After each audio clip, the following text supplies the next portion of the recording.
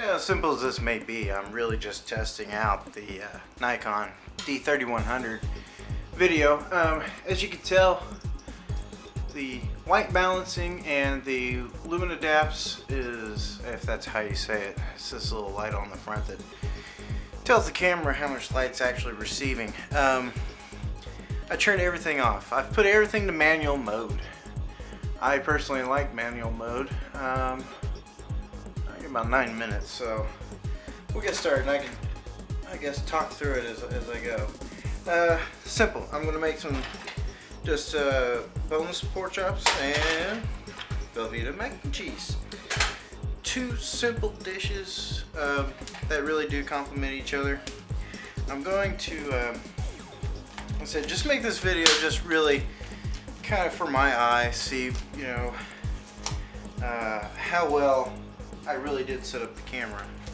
My wife and child will be home here soon, so it might get a little loud, but can't be any louder than pork chops, I guess. I guess I could turn this into how I cook, but again, the simplicity of making pork chops and mac and cheese, I mean, it's pretty self-explanatory. I just use a little oil. This isn't too bad of a pan. We got this as one of those breast cancer pans, and for $20. At first I was like, oh man, you know, 20 bucks down the drain, but at least it was for a good cause. But surprisingly, we've had this pan for 5 years. And you see all the scuffs that are there, but still nothing's, oh, I hit the tripod. But nothing sticks. Nothing's sticking to the pan or anything like that. So 5 years at least out of it, so that's good. I won't start the mac and cheese until these are halfway done. I'll do maybe 2.5 minutes on each side. They're fairly thin. They're probably about a ½ inch thick, so about 2.5 minutes on each side. And when I do the first side, I'll start the mac and cheese. From the boiling point to all fixed and done. So here we have the tripod set really high, so I can't really see the viewfinder on these D3100s. The LCD is pretty flat. I guess I could go grab a mirror, but we'll just keep it as the way it is. Alright, after the oil's already heated up a little bit, I typically use tongs. You can use some spatula if you want. I only use 2 ingredients on top of my pork chops: salt and pepper. Notice these scratched out lines? We reused one of the pepper ones. Our salt thing broke, and I reuse these. I know they're probably $1, $1.25 for the set for the salt and pepper, but if they're gonna last, why throw them away? Alright, like I said, after it's already warmed up a little bit, I'll go ahead and throw these on for about 2.5. I kind of move around the oil a little bit. So 2 to 2.5 minutes on each side. And once I get the first side done, I will then start the mac and cheese. That way, they're both nice and hot, and ready to go on the plate at the same time. Just seems to work out better that way. Now I won't salt and pepper the raw side, mainly because once you season this side and then you flip it over, you kind of lose some of the flavoring of the pepper, and not necessarily on the salt side, but on the pepper side you kind of lose that spice, that bite, when you cook too much on that side. This is going to be sitting 2.5 minutes. Now at the end I might flip it back over and season it for just maybe 10-15 seconds. So we'll let this cook for about 2.5 minutes, and then we will start on the mac and cheese. Well, I really hope I don't get grease on this lens. This camera's my dad's. Boy, he'd be ticked if I got hot grease on that lens. Anyway, my mac and cheese. According to the box, you add so many cups of water, blah blah blah. Well, I measure about a 1 inch above the pasta. I haven't started yet because I haven't flipped these. Once I start this, I will show you. I'm going to raise the camera up just a little bit here. Sorry it's so wobbly. I got it up on the pole. The extension part of the tripod. So it makes it a little wobbly. These are going to sit for about 2.5 minutes. Start to get the gold around the rim. 2 hands there, bros.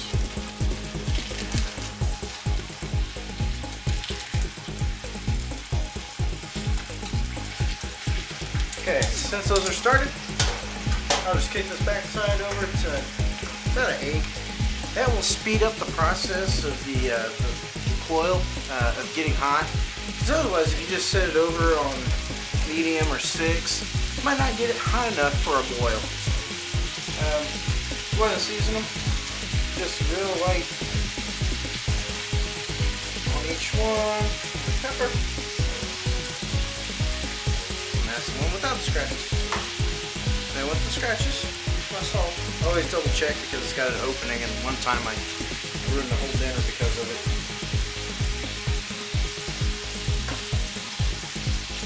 Once this starts boiling, I'll drop it down to 6. Being mindful to always, move the pasta around so it doesn't stick to the side of the pan. And for that, we will use what's the top time? A spoon with holes in it. Now I kind of moved it around already to get all the air bubbles out. Not sure if that's really necessary, but I think it could absorb better if there's no air blocking water to the pasta. We'll get that boiling. I don't add the salt or butter in the beginning, although sometimes I've been good enough to get butter in there first and the pasta don't stick together, but the Velveeta packs, they don't stick together compared to like mac and cheese. And now I'll go ahead and cook these for 2.5 minutes, and this will start boiling. And then we'll put this down on a simmer or low just to keep warm, and the pasta will be ready to go.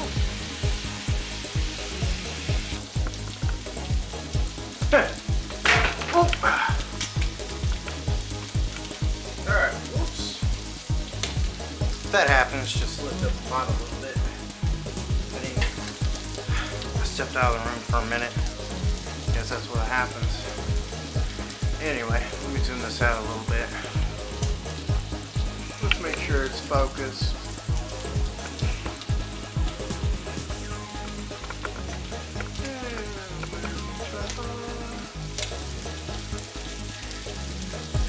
This is one of Ezekiel's tripods. It's not one of the really best ones, but it's okay.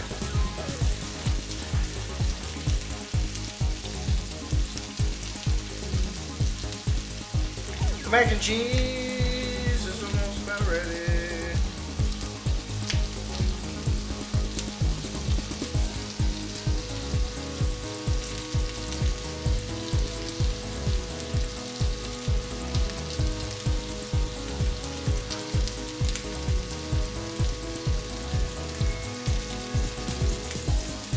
For me, that would be ready, but for my wife, not so much. I really don't want to kick this fan on because this onboard microphone's not going to really pick up much. Oh well.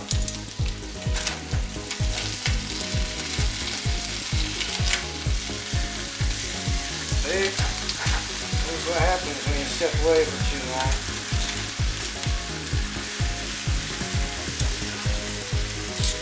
I'm going to call that flavor marks. Yeah, I'm going to stick with that.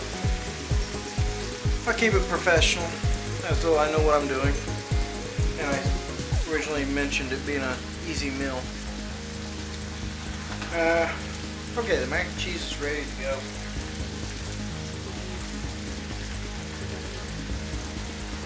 want to go ahead and take care of this. Alright, returning back to the pot. I'm going to take it off the heat for right now. So I figure out this package.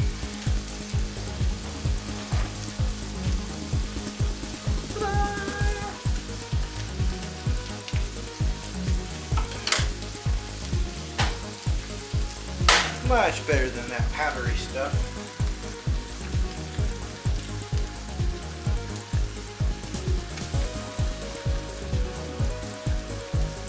Actually, I'm not 100% sure of that.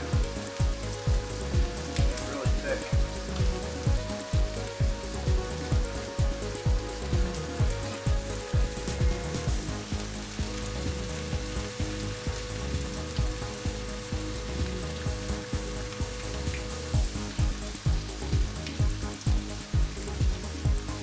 Well, it is what it is.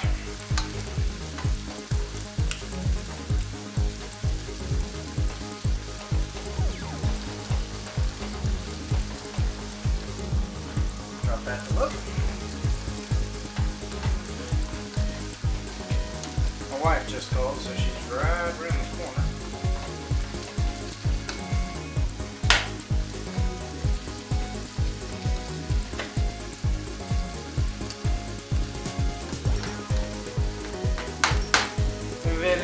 You got your pork chops and mac and cheese. I guess no salt needed. So there you go, quick, simple video. Throwing it all together. Let me know what you think. If you want to criticize my cooking skills, go right ahead. I won't cry. My video technique, now be easy on me. I'm still learning. Other than that, this is what I got for you. Pork chops and mac and cheese, and shot through the great D3100 Nikon on a 1855 lens. So there it is, all manual settings. Still kind of, I know DSLRs are really new to the whole video thing, but I think there's probably some things that I could have fixed with at least the ISO or something, because this counter is really white in the screen. I don't know. If I'd have darkened this down, that would have never shown up. You know, so give or take. So I'd rather make it a little too bright. It's not overpowering, but don't make it over too white. So there you go. Thank you again.